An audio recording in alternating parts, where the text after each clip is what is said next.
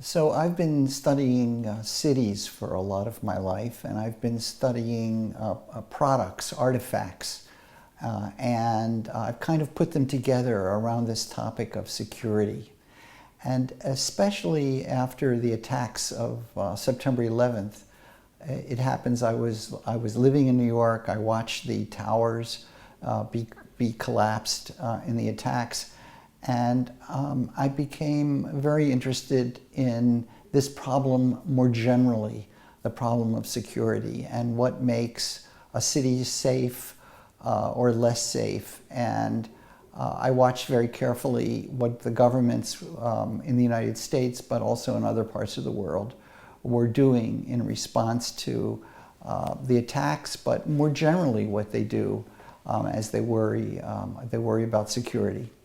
So one of the things that I studied was the New York subway system.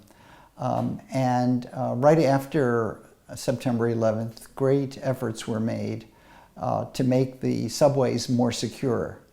I started to wonder whether what they were doing in the subways actually made anything more secure or in fact made them less secure. And this became a kind of ongoing intellectual and practical and political problem that I started to address in many other arenas and areas. Did the efforts made to make things more secure work at all? And in fact, do they backfire? Do they make things worse than they otherwise would be? Worse in terms of security. So in studying the subways of New York, along with one of my colleagues, we ended up interviewing over 100 of the workers in the subway system, the people who clean the stations, who help sell the the cards that you use to enter the system, the conductors, all kinds of people involved. And in particular, we wanted to know how they made the system more secure. And did they obey the rules that the government issued to make the system more secure? And what we learned was they had their own adjustments, their own ways of dealing with it. And one of the things we learned is that there are all kinds of things that go wrong in the system every day. And I'm sure that's true of every mass transit system in the world, including the one here in Moscow. There are fires, for example, that break out, in part because of the newspapers that are left around. And these newspapers can catch fire. The other things that happen is there's crime. Not so much in New York as there used to be, but there is still some crime. And that then has to be dealt with. People have heart attacks. They have strokes. All kinds of things go wrong. Parents get separated from their children, lost kids. That goes on. Kids go crazy with each other and push each other onto the tracks. That also goes on. So what these workers do is they're on guard all the time, and they're trying to make sure that doesn't happen. And they are interfering in all kinds of ways. So here they are very engaged in making the system more secure in their way. And then the government tells them things like, if you see a suspicious package, or if anybody reports a package, you're supposed to do something about it. You're supposed to call the police. You're supposed to call the bomb squad. Well, the people who work in the system know that in New York, which is a crazy kind of place, if they called the bomb squad every time they saw a package or a box that was left alone, there'd be no subway system. Because the first thing the authorities do when someone reports something like this is they close the station. And so what we learned was that no, they don't do that, as a matter of fact. And if they did do it, the system would stop being a New York subway at all. So we learned other things.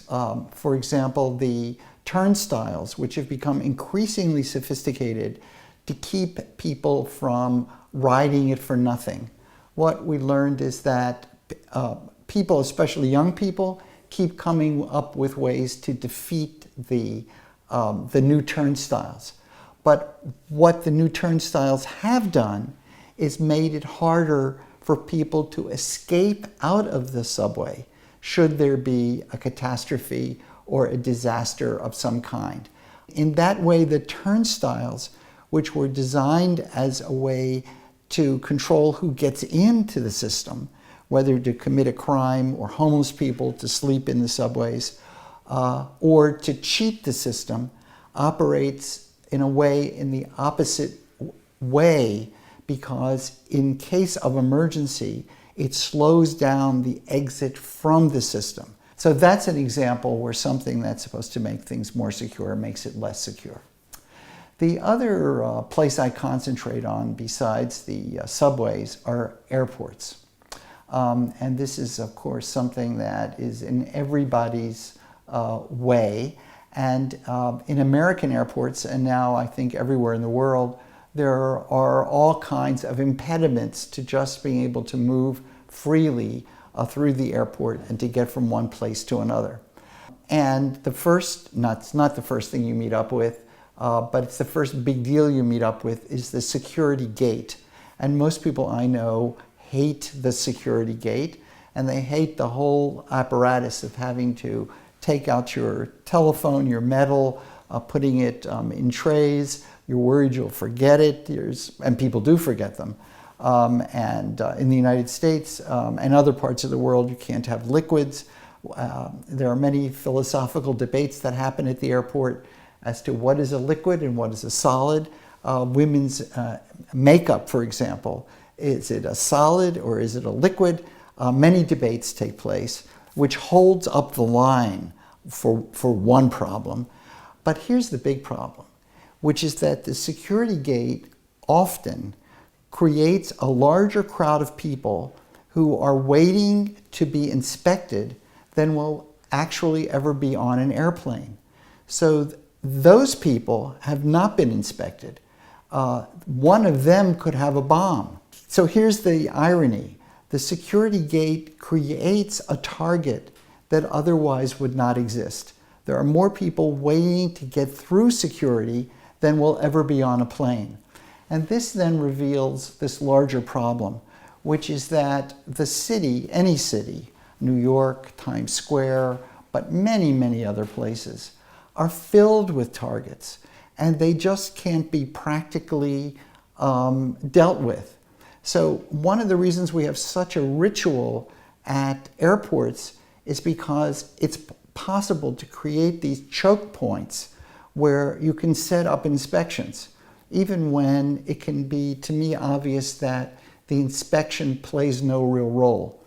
And by the way, in terms of the New York subways, which is the by far largest transportation system in the United States, more subway riders in New York than all American cities put together, as well as at the airports. And American airports used to, I don't know if it's still true, have more people going through them than all the air travelers in the world. That may not be true, but it's certainly the largest group of air travelers in the world.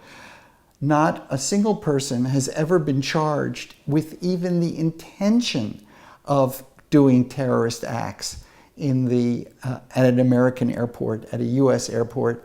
And similarly, no person has been found guilty or even charged in regard to the New York subway system. So instead what they do is they catch other people doing ordinary crimes. So some people carry guns, which is illegal on airplanes, or they're carrying marijuana or some other drug. So the system pulls in ordinary criminals through the terrorism setup. And that then leads to this another large point, which is that people are, in the name of security, you may not be increased security, but you fulfill other goals that the organization might have. Like, for example, catching lower level criminals, catching people who are doing things you don't like, for example, using marijuana or dealing with marijuana or smoking marijuana. A final kind of place that I can bring up in this conversation are public restrooms. Now, you wouldn't think that would necessarily have much to do with security, but I think it does. First of all, there is great anxiety about public restrooms. People are doing very private things. It has to be private, but it's a public place. So there is a dilemma. How do we deal with that? I'll just give you one example of how that's dealt with that I think is really wrong-headed. In Great Britain, in some places, where they haven't closed them down. That's the other major thing you can do, is just close them down.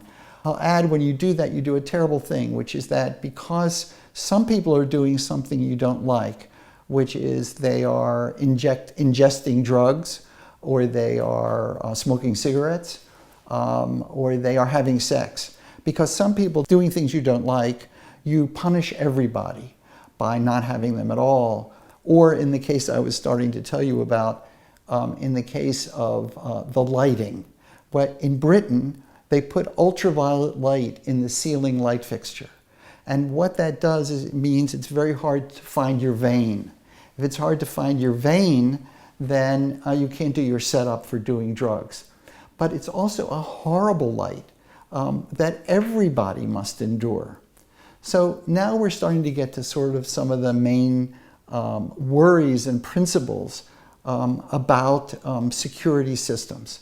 One is they may not work at all. So if you bloody your arm looking for the vein, you increase the amount of blood that's in the environment, which maybe increases the amount of disease, a spread of HIV, or it causes people to inject the drug, including insulin, which is completely legal, in some other place, which then is not as hygienic and may create more problems. Or in the example of at the security gate, you create a target that otherwise wouldn't exist. So that's one of the ironies. The other is that in order to deal with what a few people will do, everyone gets punished. And that, I think, is a big mistake. The security systems are hard to defeat politically.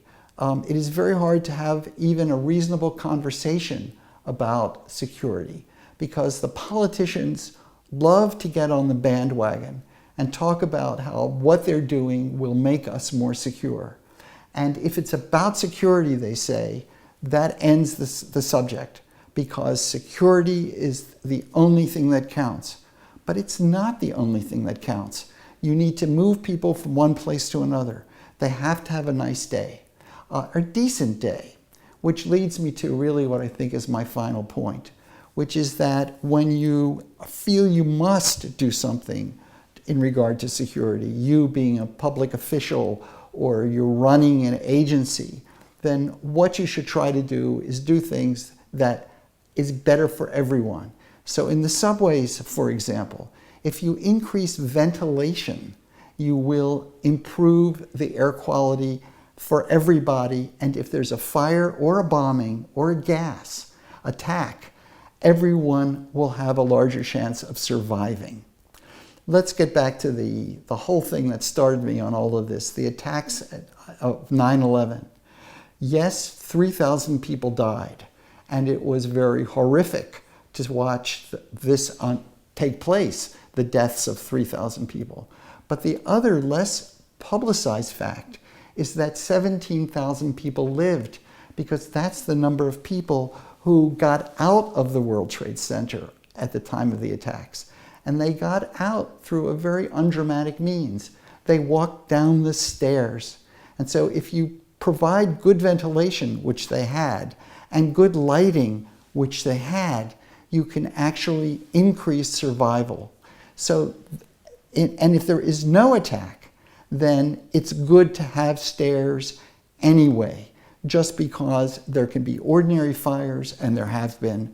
And that should become the sort of standby technique always, is do things that are good no matter what, whether there's an attack or there isn't an attack. good ventilation is better no matter what.